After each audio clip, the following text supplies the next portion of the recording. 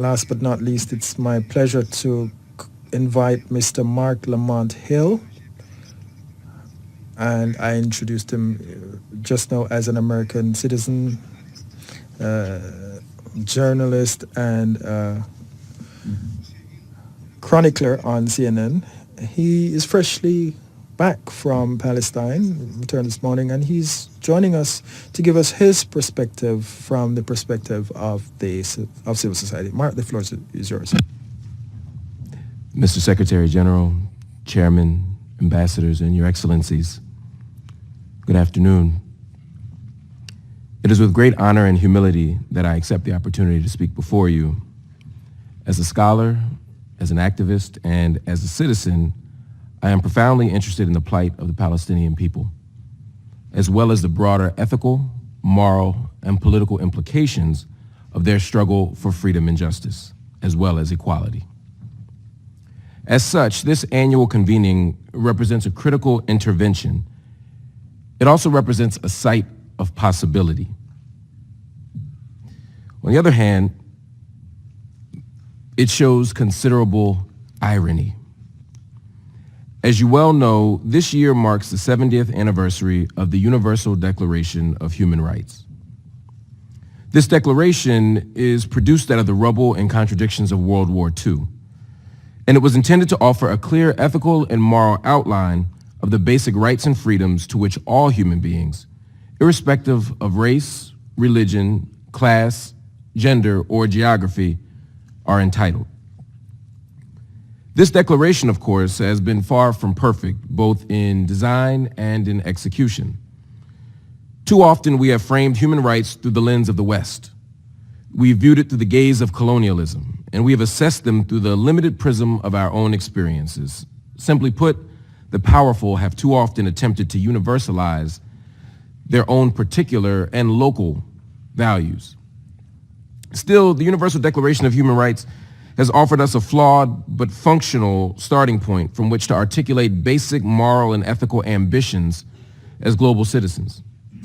These ambitions have been particularly helpful when attempting to keep track of the vulnerable against the backdrop of imperialism, exploitative economic arrangements, white supremacy, patriarchy, and all the other entanglements of the modern nation state. For this reason, it is indeed ironic and sad that this year also marks the 70th anniversary of the Nakba, the great catastrophe in May 1948 that resulted in the expulsion, murder, and to date, permanent dislocation of more than 1 million Palestinians. For every minute that the global community has articulated a clear and lucid framework for human rights, the Palestinian people have been deprived of the most fundamental of them. While the Universal Declaration for Human Rights says that all people are, quote, born free and equal in dignity and rights, the Israeli nation state continues to restrict freedom and undermine equality for Palestinian citizens of Israel, as well as those in the West Bank and Gaza. At the current moment, there are more than 60 Israeli laws that deny Palestinians access to full citizenship rights, simply because they're not Jewish. From housing to education to family reunification, it is clear that any freedoms naturally endowed to all human beings are actively being stripped away from Palestinians through Israeli statecraft. While human rights promises the right to life, liberty, and security of person, Palestinians continue to live under the threat of random violence by Israeli military and police, disproportionate violence within the West Bank and Gaza, unprompted violence in the face of peaceful protest, and misdirected violence by an Israeli state that systematically fails to distinguish between civilians and combatants.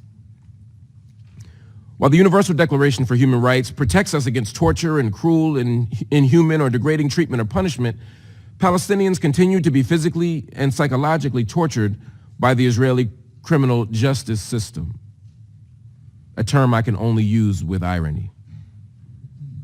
As human rights groups around the world have noted, the use of solitary confinement constitutes a clear and indisputable form of torture. Yet in the West Bank, Palestinians are routinely subjected to solitary confinement and indefinite detention, often without any formal charges being filed. Last year, the Israeli Supreme Court ruled that physical torture in, quote, exceptional cases including ticking time bomb situations, constitute acceptable means by which to engage in torture. Although these exceptions are themselves a violation of the absolute human right not to be tortured, Israeli security operates in practice in such a way that nearly all Palestinian cases are viewed as exceptional. Nearly every Palestinian is understood to be a potential terrorist, thereby making them susceptible to ticking time bomb investigation tactics at all times. As such, Israel's practices are routinely in clear violation of the UN's Convention on Torture, which was signed by Israel in 1986 and ratified in 1991. While the Declaration of Human Rights insists that no one be subjected to arbitrary arrest, detention, or exile, Palestinians are routinely denied due process of law. West Bank Palestinians are regularly placed under administrative detention, a framework that allows them to be incarcerated for up to 6 months and can be extended after judicial review without being charged with a crime. The only thing needed for such outcomes is the ambiguous claim of a security threat, a claim used by the Israeli state at all times, at all costs, and for all reasons. Through this vagueness, Palestinians are routinely punished for their political views rather than any actual threat of violence. The Declaration of Human Rights insists that all humans are entitled to a, quote, fair and public hearing by an impartial tribunal. Israeli military courts, the exclusive adjudicator largely for West Bank residents, and in some cases Palestinian citizens of Israel, they have a conviction rate of more than 99%. That suggests that Palestinians are either more guilty than any other group in human history, or that the Israeli government is unwilling or incapable of offering fair and impartial trials for Palestinians. Declaration of Human Rights promises the right to freedom of movement and residence within the borders of each state, as well as the right to leave any country, including his own, and to return to said country. It is impossible to travel throughout historic Palestine and not see the blatant restriction of movement between cities in the occupied Palestinian territories, as well as inside the state of Israel. Standing checkpoints, temporary or flying checkpoints, annexation walls, and other security barriers prevent Palestinians from moving freely, both within areas legally designated by the Israeli government and co-signed by the Palestinian Authority under the terms of Oslo. But also we see in Gaza the restriction of movement that is so severe that it literally defines life in the area. I promise you that I will not exhaust all of my time by enumerating every human rights violation perpetrated by the Israeli government. These are well known and have been well documented by every credible human rights organization in the world. Rather, I would like to speak to you about the urgency of the current moment.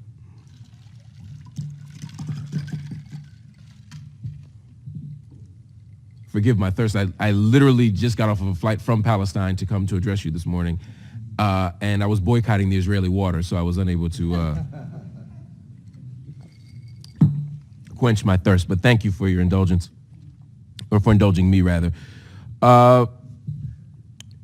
As we speak, the conditions on the ground for Palestinian people are worsening.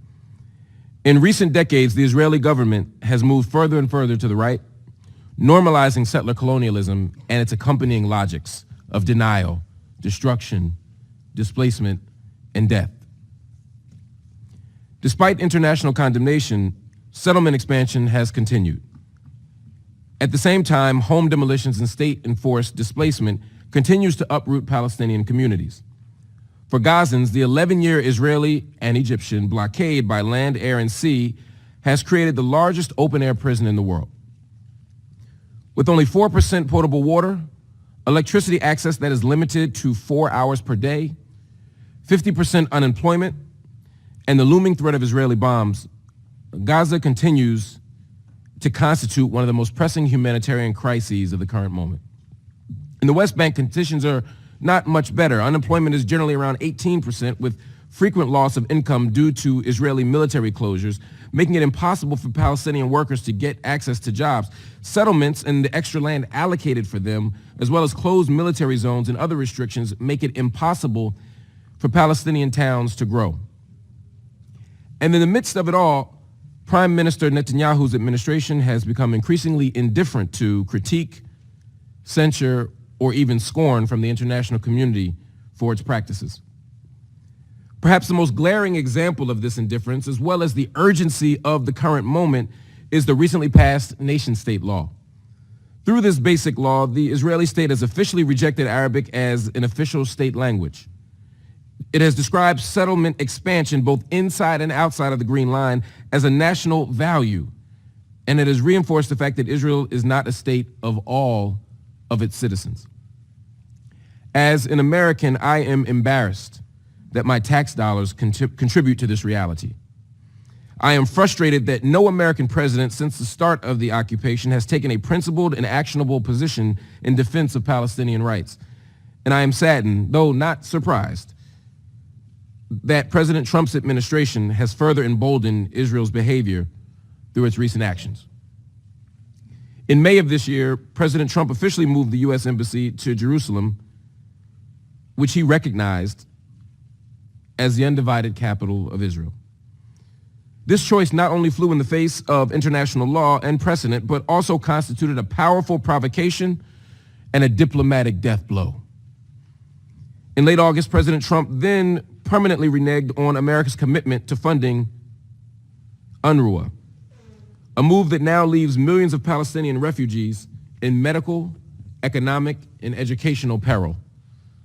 Moreover, the move serves as a political strong-arm tactic, whereby the United States is unilaterally attempting to resolve, through the Trump administration, the final status of Palestinian refugees. While President Trump's policies have been the most dramatic, it is important that I stress to you, to reiterate to you, that they are not wildly out of step with American policy. Cuts to UNRWA is an idea that has been raised in Washington for years, dating back at least to the George W. Bush administration. President Trump's decision to move the U.S. Embassy in Israel from Tel Aviv to Jerusalem caused enormous controversy, but he was merely implementing a bipartisan law Congress passed in 1995.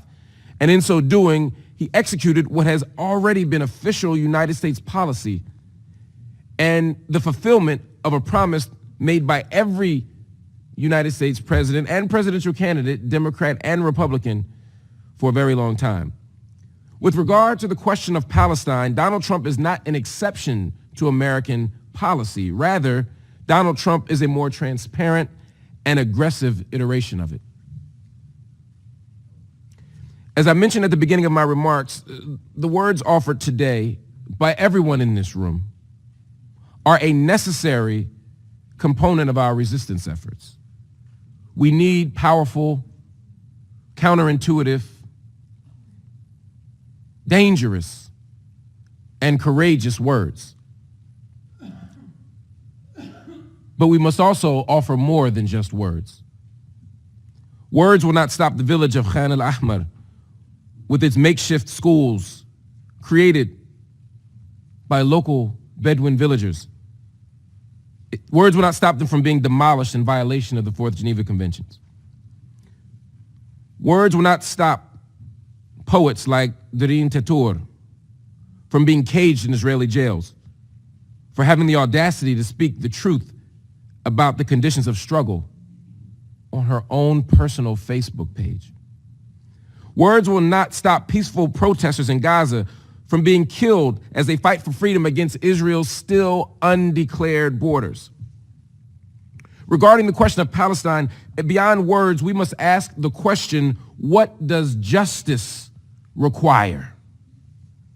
To truly engage in acts of solidarity, we must make our words flesh. Our solidarity must be more than a noun. Our solidarity must become a verb. As a Black American, my understanding of action and solidarity action is rooted in our own tradition of struggle. As Black Americans resisted slavery, as well as Jim Crow laws that transformed us from a slave state to an apartheid state, we did so through multiple tactics and strategies. It is this array of tactics that I appeal to as I advocate for concrete action from all of us in this room.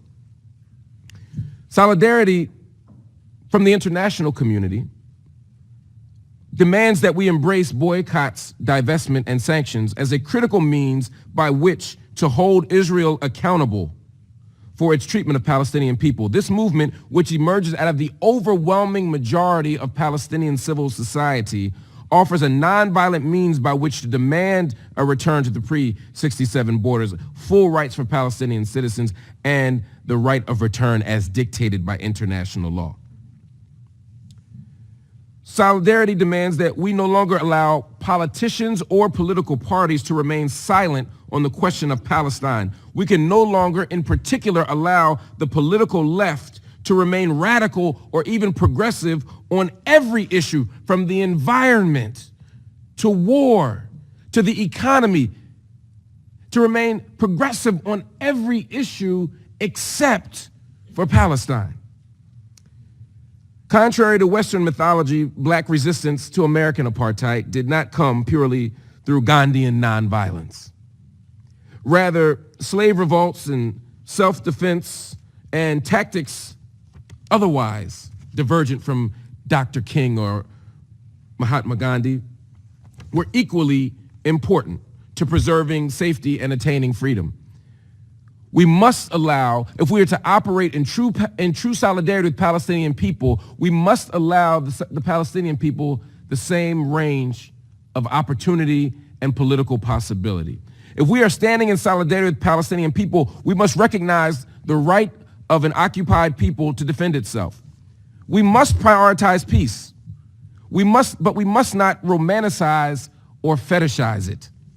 We must advocate and promote nonviolence at every opportunity, but we cannot endorse a narrow politics of respectability that shames Palestinians for resisting, for refusing to do nothing in the face of state violence and ethnic cleansing.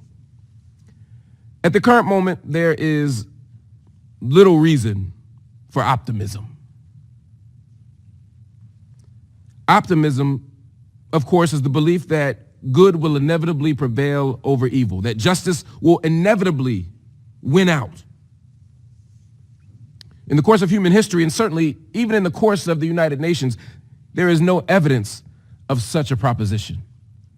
Optimism is unsophisticated. Optimism is immature. Optimism is what my students have when they take examinations that they did not study for.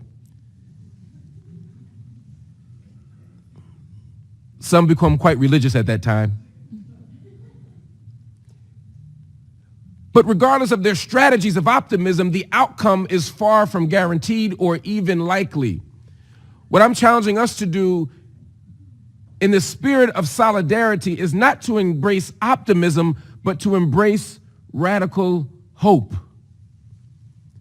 Radical hope is a belief that despite the odds, despite the considerable measures against justice and peace, despite the legacy of hatred and imperialism and white supremacy and patriarchy and homophobia, despite these systems of power that have normalized settler colonialism, despite these structures, we can still win, we can still prevail.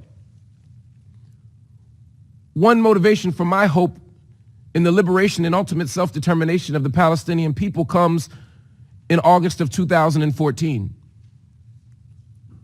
Black Americans were in Ferguson, Missouri, in the Midwest of the United States, protesting the death of a young man named Michael Brown, an unarmed African-American male who had been killed by a law enforcement agent. And as we protested, I saw two things that provided hope for the Palestinian struggle. One was that for the first time in my entire life of activism, I saw a sea of Palestinian people. I saw a sea of Palestinian flags in the crowd saying that we must form a solidarity project. We must struggle together in order to resist, because state violence in the United States and state violence in Brazil and state violence in Syria and state violence in Egypt and state violence in South Africa and state violence in Palestine are all of the same sort. And we finally understood that we must work together and not turn on each other, but instead turn to each other. And later that night, when the police began to tear gas us, Miriam Barghouti tweeted us from Ramallah. She, along with other Palestinian youth activists, told us that the tear gas that we were experiencing was only temporary. They gave us tips for how to wash our eyes out. They told us how to make gas masks out of T-shirts. They gave us permission to think and dream beyond our local conditions by giving us a transnational or a global solidarity project.